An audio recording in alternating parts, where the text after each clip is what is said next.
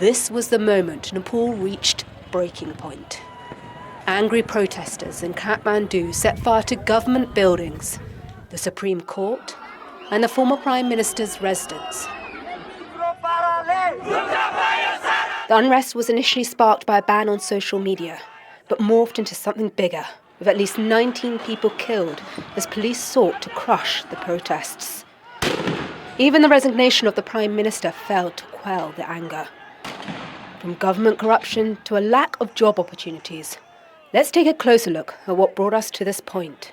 A lot of people expressed the sentiment that, yes, perhaps this needed to happen. Pranay Rea is a Nepal-based journalist.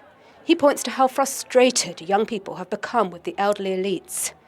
People aged between 15 to 40 make up nearly 43% of Nepal's population. Perhaps there needed to be an extreme kind of protest that would change the very face of Nepal. Because unless that happened, the old guard, the old politicians, the old leaders would find a way to keep holding on to power. Nepal ranks 107 out of 180 countries in Transparency International's annual corruption index. Before the social media ban was imposed, there had been a growing online anti-corruption movement, with videos highlighting the lifestyles of so-called Nepo babies, the children of politicians.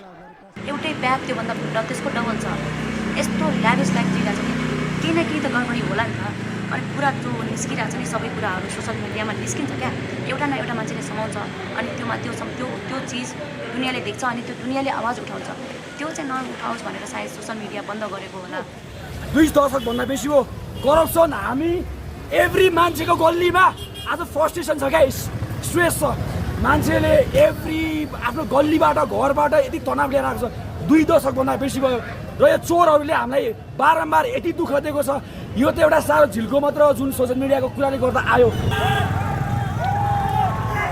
A lot of it also boils down to jobs.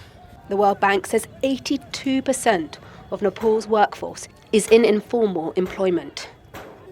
More than a fifth of people aged 15 to 24 are unemployed, according to the World Bank, with GDP per capita just $1,447. Remittances are crucial for the economy, equaling a third of GDP.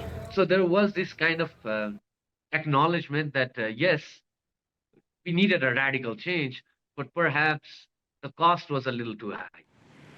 With order now restored and soldiers patrolling the streets, it's not clear who will fill the political void.